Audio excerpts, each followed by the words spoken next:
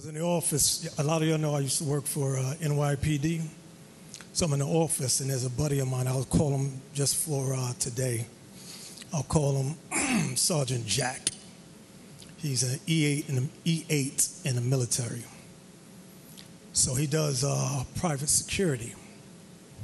When he's at work, sometime when he's off, he does private security for various organizations. So one day he comes in the office, he says, Israel, he says, let's go out to lunch. I thought it was odd, because everybody go out and get their lunch and come back. I said, I'm going to get my lunch later. He says, no, I need to talk to you now. It's just a little important.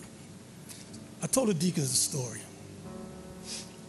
So we go out, we get some food, we go in front of the bodega.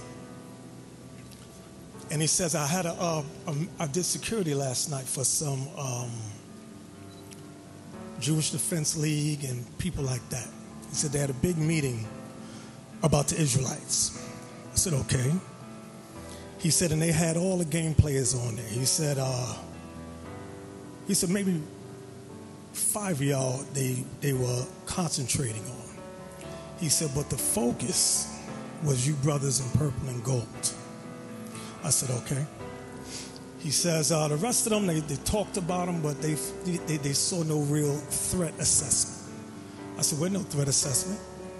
He says, no, but based on what they're saying, it looks like you're building an army. I said, well, this is a spiritual army. This is God's army.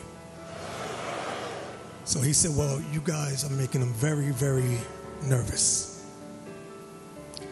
He said, Jewish Defense League was there. He said, a lot of who we call Amalek. He called Jewish people. He said, I'm just letting you know, Israel, be careful. He said, these people are relentless. They'll go to extremes to take you guys out. I said, all right, I hear you. And this is the time when we were traveling, hitting various countries after countries after countries. He says, you guys are the only group that's going international doing major things. Identify themselves as black identity extremists, and what does that movement do? Well, it'd be interesting to see the conclusions of that report. But I'm aware that there are groups that do have an extraordinary commitment to their racial identity, and some have transformed themselves even into violent activists. Again, there were two shooters, a man and a woman. The man is a known member of a group called the Black Hebrew Israelite Movement. That group is known to be hostile. He said, I'm just telling you, be careful. He said, they got their eyes on purple and gold.